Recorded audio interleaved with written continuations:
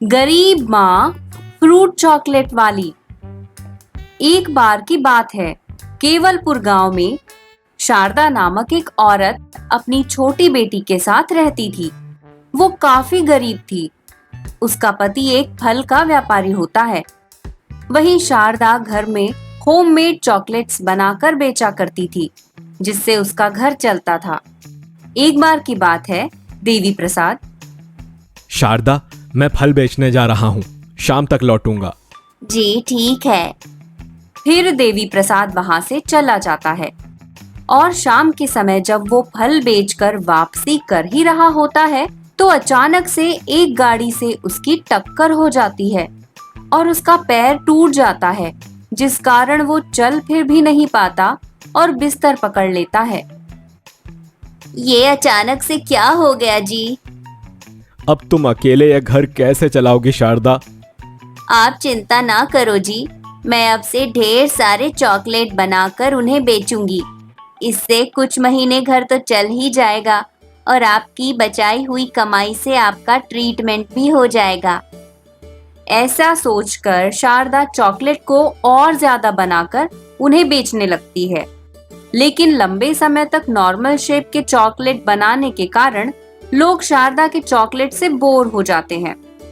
अब तो जल्दी कोई उसके यहाँ चॉकलेट लेने आता ही नहीं था। ऊपर से होममेड चॉकलेट की गुणवत्ता अच्छी होने के कारण वो थोड़े महंगे भी होते थे, जिस कारण कभी कभार लोग उसे अफोर्ड नहीं कर पाते थे। ऐसे ही एक दिन एक सेठ शारदा की चॉकलेट स्टॉल के सामने से अपने बच्चे के साथ जा रहा होता है कि तभी शारदा चॉकलेट का बॉक्स लेकर उसके सामने आती है। साहिब, चॉकलेट ले लो साहिब। देखो, छोटा बच्चा है, उसे चॉकलेट दिला दो साहिब। ये काफी टेस्टी है और मैंने अपने हाथों से बनाई है साहिब। हाँ पापा, चॉकलेट दिला दो। अब मेरे क्या बुरे दिन आ गए हैं कि मैं तुझ गरीब भिखारिन के हाथ से बनाए हुए चॉकलेट अपने बेटे को खिलाऊंगा। चल बेटे, मैं तुझे मॉल के चॉकलेट दिलाकर लाता हूँ। ये गरीबों वाली यहाँ की चीजें अच्छी नहीं होती बेटा। फिर वो सेठ अपने बेटे को लेकर वहां से चला जाता है। वहीं शारदा को उस सेठ की बातें बहुत बुरी लगती हैं। वहीं अब आए दिन ऐसा होने लगता था। कोई नए तरीके से चॉकलेट बनाने की सलाह देता तो कोई प्राइस की कंप्लेन करता तो कोई गरीबी का मजाक उड़ाकर चला जाता था। अब ऐसे ही शारदा के पास चॉकलेट लेने कोई नहीं आता था। क्या हुआ भाग्यवान?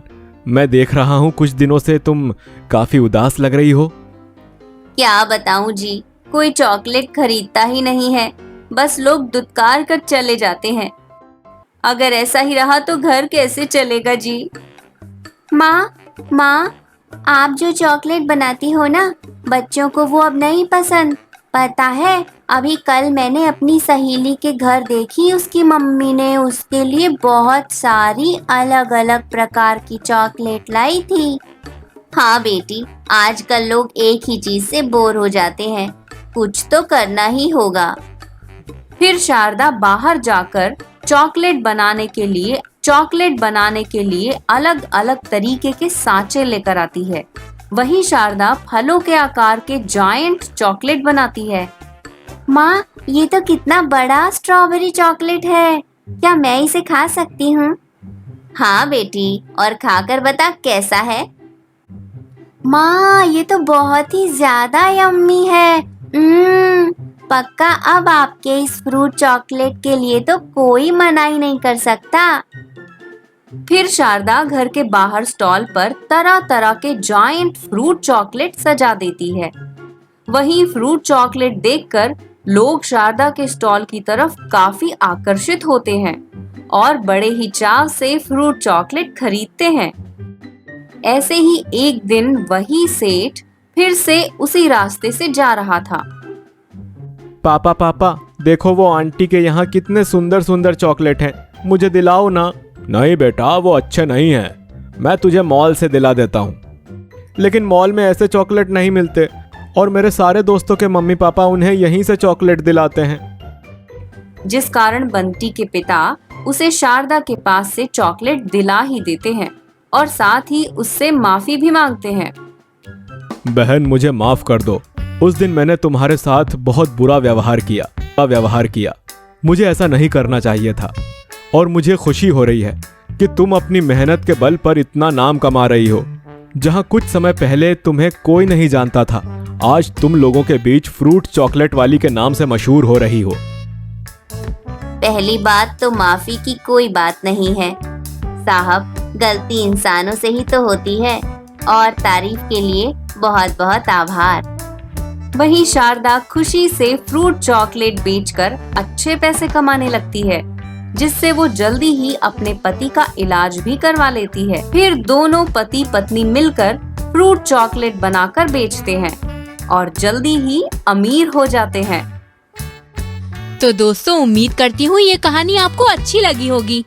ऐसी और मजेदार कहानियाँ देखने के लिए जल्दी से चैनल को सब्सक्राइब करके बेल आइकन प्रेस करें। मिलते हैं आप सभी से अगली वीडियो में। तब तक के लिए बाय बाय।